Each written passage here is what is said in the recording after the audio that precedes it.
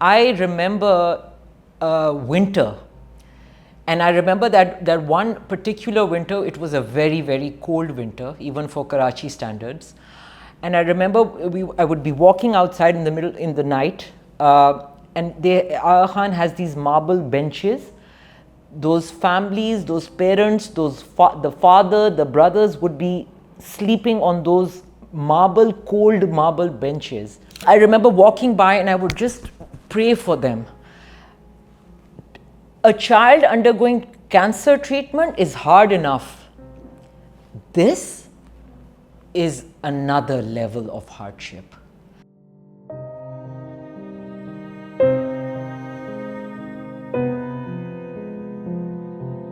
Around the world, there is an 80 to 85% cure rate, complete cure.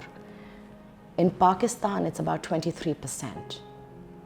Why is there such a stark difference in survival? It's because of abandonment.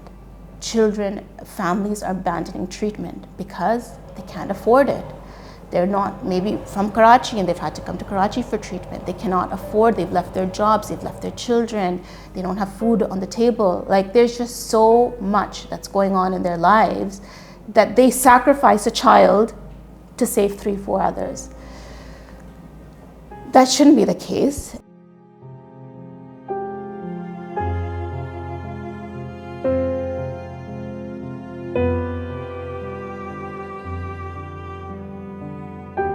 Aga Khan still has very pretty gardens. You know, they still have a pretty area where those families come and camp out on. NICH is sand, is reet, is kachra, it's a dump.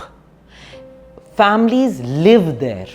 That child who's inside getting treated, after that particular treatment is done, the child goes and camps right out there. And sure enough, catches an infection and is back in there.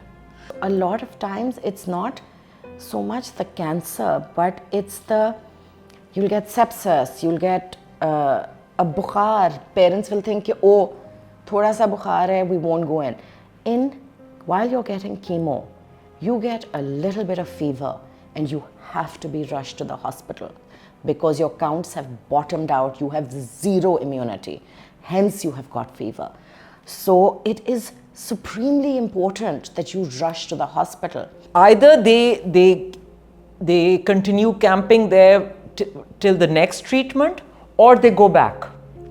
When they go back, they have now seen a cycle or maybe 2 cycles of chemo, seen the hardship, seen all of that, seen what all it entails to be doing this.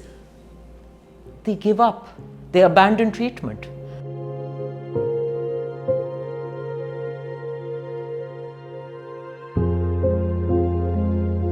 It comes from Umeed Parr Duniya Qaim Hai, and also because we would like to give wings, par aapki umeed ko par lagana chahte hain hum.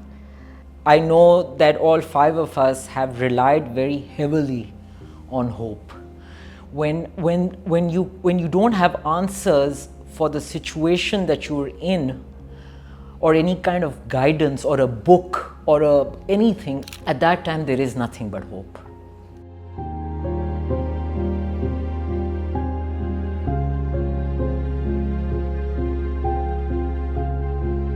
There are 5 of us. There's Nabia, there's Huda, Sana, Hira, and myself.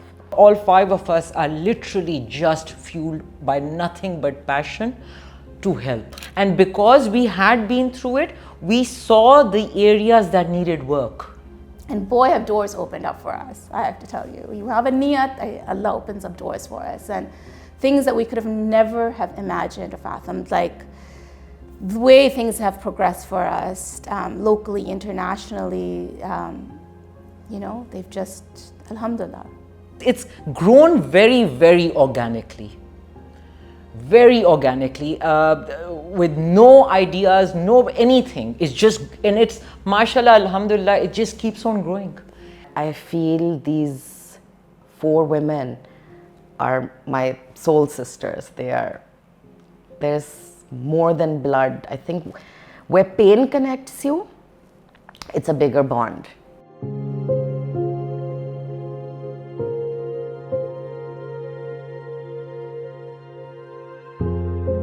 So in March, the three of us went to Indus Hospital first. And I remember not telling anyone I was going because I was so scared. I have never been so scared as to go back to a pediatric oncology ward as I was that day. It was really funny. As we were walking towards the ward, the pediatric ward, Hoda and I were holding hands. We're not kids, but you know, like little children, when they're scared, they hold their friend's hands and walk. And she and I was actually holding her hand really tight, and so was she, as we were walking to the pediatric oncology ward. And you know, once we went inside and we saw those children and started speaking to the mothers, it was an epiphany, because I could see these children and I saw my son in every one of them. And I could see that quiet despair in every mother's eyes that I'm sure was in my eyes at that time. So when the three of us just spread out, and each one of us have had a child go through this. And when I came out from there, I realized that, oh my God, I'm strong again. And I'd just forgotten that I was a strong woman. We went to Aga Khan. Aga Khan immediately gave us that push, or that backing. I think that was the place where we first wanted to go, right? And we already had a rapport there. And they opened up all doors for us. They're like, you guys want to do this? We have been wanting to do something. Because they're so inundated with so much that they can only focus on the medical, right? But it's not, cancer is not medical. Cancer is holistic. Same thing with NICH. They're like, please, everybody just opened up doors for us. Whatever you guys need, however we can support you. So they were really our champions, being like, you know what, Dr. Asim Bagami, who was the chief medical officer at AKU, has now gone to St. Jude's. He has opened up so many doors for us, putting us in touch with St. Jude's, with LSAC, who are there, who are international, giants and gurus to help guide us, to mentor us, whether it's in fundraising or the next steps to take. It's just every hospital, every organization, whoever we went to has just been more than supportive, opened up all doors for us, ready to help us with whatever we need.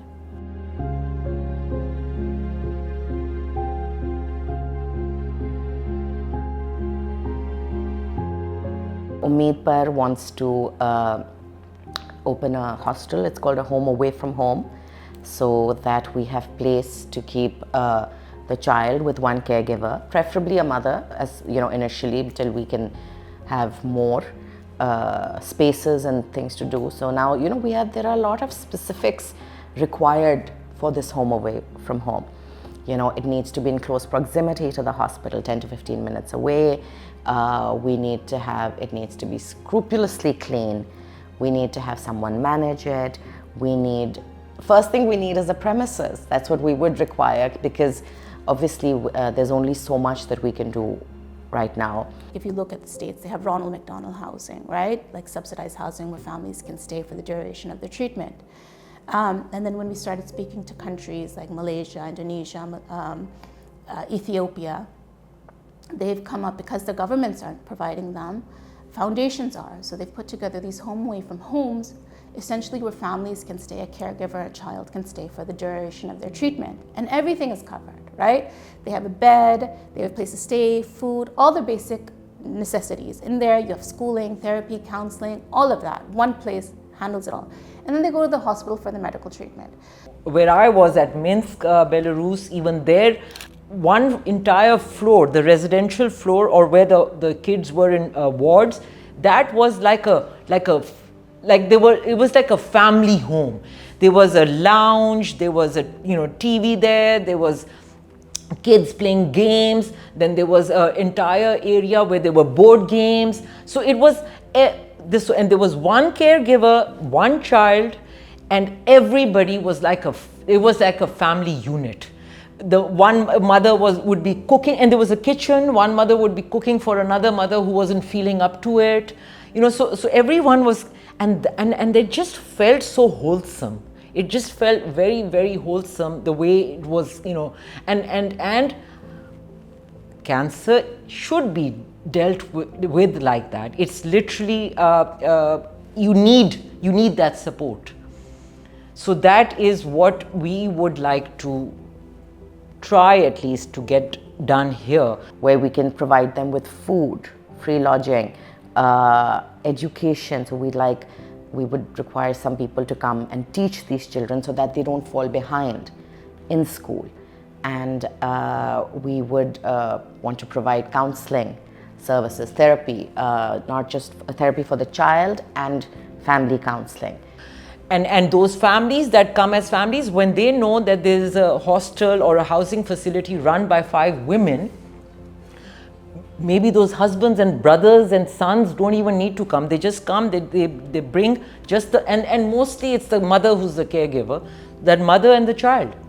We can't fix your child, but we can help with XYZ that surrounds this for the family, to make it easier for them. So if the husband can go back and work, knowing that his wife and child are taken care of and they are here.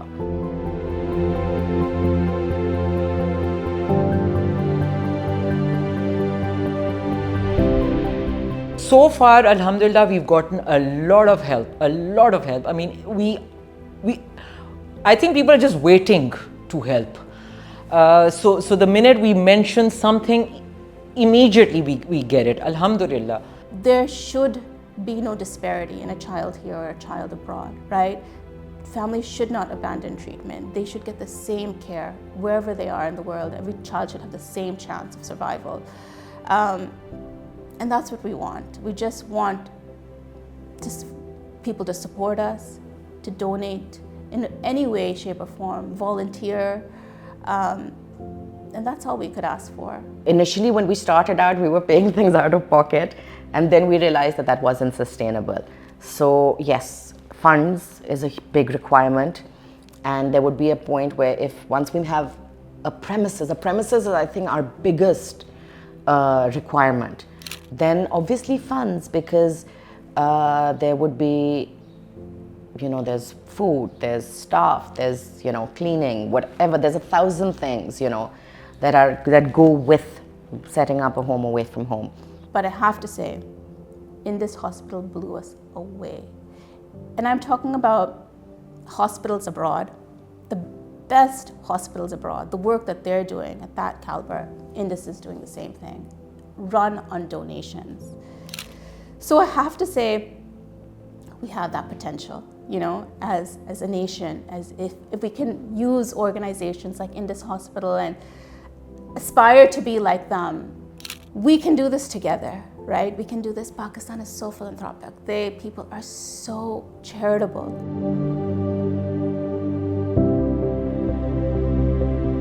Finding people who have been through the same thing is the world's biggest rahmat from Allah, I would say, because you can talk to someone who understands exactly what you have been through.